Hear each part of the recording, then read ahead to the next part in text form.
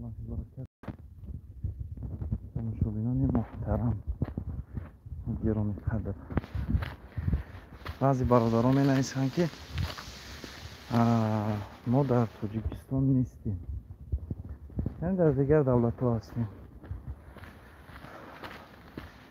در یگان طرف های مثلا اوکراین یا که ترکیه یا که در دیگر جاییم. و مثلا اگر توفه ما برآمد، مسئله همون توفه ما چی میشود گفته انشاءالله نصیب کدام کشید توفه و در جایی که باشه انشاءالله ما روانش میکنیم، فرق نداره. هیچی اگر نتونستیم به خویشاوند داشت میسون به پدر مادر به اکا دودر انشاءالله میفرستیم، فرقیت نداره. مقصد که همون پول انشاءالله میرسه، همون تحفه میرسش. و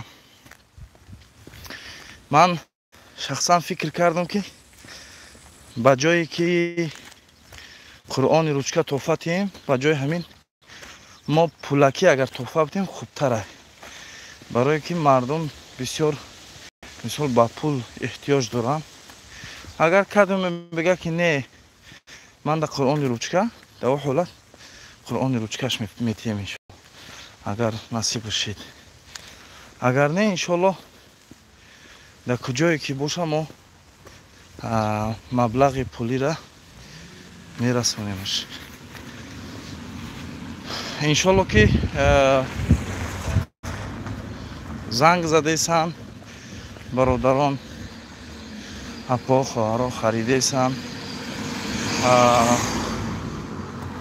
انشاءالله بی‌طرف نمونید. رقم های تلفن، رقم واتساپ در ویدیوی پیشترک هسته، زنگ بزنید. انشاءالله چیزی که به شما لازم بود ما روان میکنیم. حاضر طرف پشت رفته استم انشاءالله که دو چیزای خریداری من همه را برده در پشت میسپرم انشاءالله میروم. برای همین به طرف نمونیم، زنگ بزنیم انشاءالله چیزایی که به شما لازمه، چیزایی که شما میخواهین انشاءالله ما کوشش میکنیم که امورا خودتون به یک مصلحت بیاییم و همون چیزا انشاءالله که روان.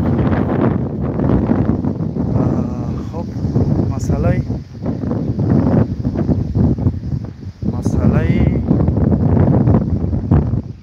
عطرها، عطرها بسیار کم ماندگی هم خریداری شدم. میتونید که عطرهای مایده، عطرهایی که مایده بدم ای همونا خریداری کنید انشاءالله. 200 روبل بود یک دانش. در ویدیو پیشتر گفته بودم که در یک коробка 6 تا عطر داره. میتونید که مثلا 6 نفر جمع شه 200 روبل یک коробка خری، نام یک نفر تو می نویسیم انشاءالله. وقتی که همون توفه نصیب شد همون 6 نفر تقسیم میکنه، یعنی 200 روبل. الله دانه شد همون 50,000 روبل نصیب شما شد. برای جای یکم 50,000 روبل، برای جای دویم 10,000 روبل، برای سیم جا 6,000 روبل، برای چهارم جا 5,000 روبل انشاءالله. اگر کسی بگه که مثلا نه من قرآن روچکش رو میکنیم انشاءالله کوشش میکنیم که مقصد شما خرسند باشه. شخصانی که مثلا مهنت میکنن میخرن و باز نصیبشون توفه میشود، همیشه کوشش میکنیم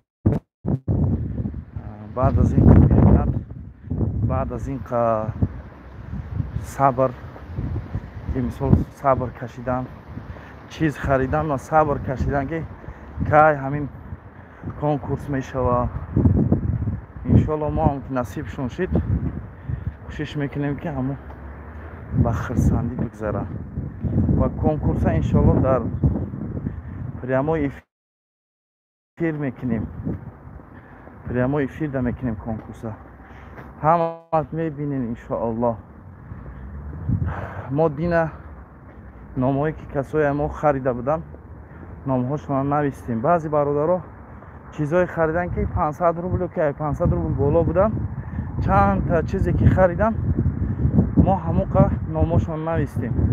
масалан баъзи бародаро 4 чиз харида 500 сум ки 500 сум боло буданд, мо 4 маротиба рақамша навистем, 4 маротиба рақамша навистем. яъне номаш дар ҳамун дафтари мо 4 маротиба аста. агар қуръаандозӣ да бурд кард, мақсад харид аст, аз мо чанд чиз харидагӣ.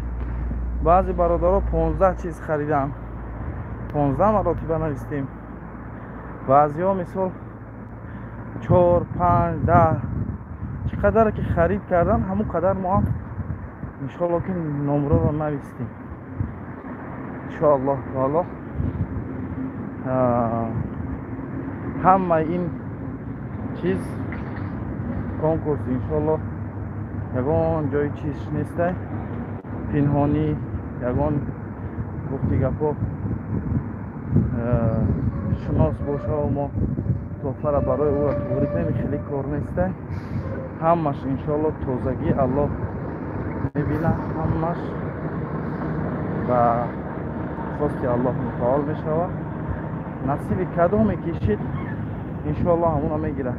дар насиби кадоме ки навишта бошад ҳамуна иншоаллоҳ мегирад. инаме хел бародаро иншоалло хостум як камакак бо шумо суҳбат кунам.